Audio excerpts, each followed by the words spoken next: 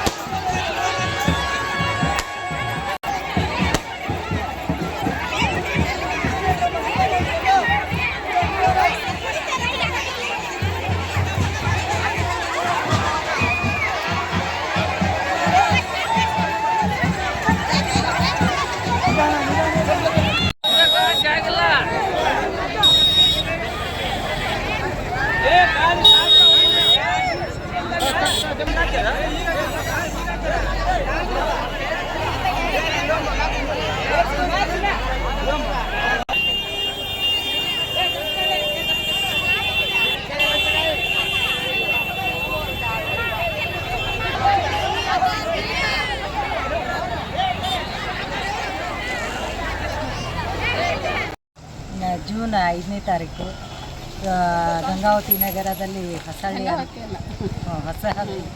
ಹೊಸಳ್ಳಿಯಲ್ಲಿ ಗಂಗಾದೇಶ್ವರ ಜಯಂತಿ ಉತ್ಸವ ಇವತ್ತು ಎಲ್ಲ ಸಮಾಜದವರು ಸೇರಿ ಕಟ್ಟಿಗೆದು ಇದನ್ನು ತೇರನ್ನು ಮಾಡಿದ್ದಾರೆ. ತೇರು ಎಳಿಬೇಕಂತೇಳಿ ಎಲ್ಲ ಮಹಿಳೆಯರ ಕಡೆಯಿಂದನೇ ಎಳಿಸ್ಬೇಕಂತ ಎಲ್ಲ ಸಮಾಜದವರು ಸೇರಿ ಮಹಿಳೆಯರಿಗೆ ಹೆಚ್ಚಿನ ಆದ್ಯತೆಯನ್ನು ಕೊಟ್ಟಿದ್ದಾರೆ. ಇವತ್ತು ಎಲ್ಲ ಮಹಿಳೆಯರು ಸೇರಿ ಎಲ್ಲ ಅಕ್ಕ ತಂಗಿಯರು ಅಣ್ಣ ತಮ್ಮಂದಿರು ಎಲ್ಲರ ಸಹಕಾರದಿಂದ ನಾವೆಲ್ಲರೂ ತೇರನ್ನು ಎಳೆದು ತುಂಬ ಸಂತೋಷ ಅನ್ನಿಸ್ತಿದೆ ನಮಗೆ. ಯಾಕಂದರೆ ಗಂಗಾ ಮಾತೆ ಮಂದಿರಗಳು ಇರೋದು ಭಾಳ ಕಡಿಮೆ. ಹಾಗಾಗಿ ಇಲ್ಲಿ ನಮ್ಮ ಹೊಸಳ್ಳಿಯಲ್ಲಿ ಗಂಗಾದೇಶ್ವರ ದೇವಸ್ಥಾನ ಇರೋದ್ರಲ್ಲಿಂದ ಎಲ್ಲ ರೀತಿಯಿಂದನೂ ಶಾಂತಿ, ನೆಮ್ಮದಿ, ಸಮೃದ್ಧಿ, ಮಳೆ ಬೆಳೆ ಎಲ್ಲ ಚೆನ್ನಾಗೇ ಇರ್ತದೆ. ಆ ತಾಯಿಯ ಅನುಗ್ರಹ ಎಲ್ಲರಿಗೂ ಇರಲಿ.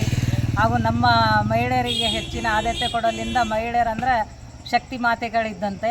ಹಾಗಾಗಿ ಎಲ್ಲ ದೇವತೆಗಳ ಅನುಗ್ರಹದಿಂದ ಶಾಂತಿ ಸಮೃದ್ಧಿ ಕೊಡಲಿ ಅಂತ ಆ ಗಂಗಾ ಮಾತೆಯಲ್ಲಿ ಅನುಗ್ರಹಿಸಲಿ ಅಂತ ನಾನು ಬೇಡ್ಕೊತೀನಿ. ಜೈ ಹಿಂದ್, ಜೈ ಗಂಗಾ ಮಾತೆ.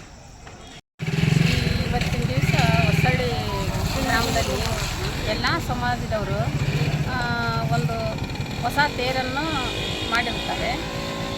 ಈ ಮೊದಲನೇ ವರ್ಷ ಆದ ಕಾರಣ ಮಹಿಳೆಯರಿಗೆ ಹೆಚ್ಚಿನ ಆದ್ಯತೆ ನೀಡಿ ಆ ತೇರನ್ನು ಮಹಿಳೆಯರೇ ಒಂದು ಸಾಗಿಸ್ಬೇಕಂತೇಳಿ ಊರಿನ ಹಿರಿಯರು ಮತ್ತು ಸಮಾಜದ ಮುಖಂಡರು ಎಲ್ಲರೂ ತೀರ್ಮಾನದ ಮೇರೆಗೆ ಈ ಒಂದು ಕಾರ್ಯಕ್ರಮದಲ್ಲಿ ಮಹಿಳೆಯರಿಗೆ ಹೆಚ್ಚಿನ ಆದ್ಯತೆಯನ್ನು ಕೊಟ್ಟಿರುವುದಕ್ಕೆ ನಮಗೆಲ್ಲ ತುಂಬ ಸಂತೋಷ ಆಗಿದೆ.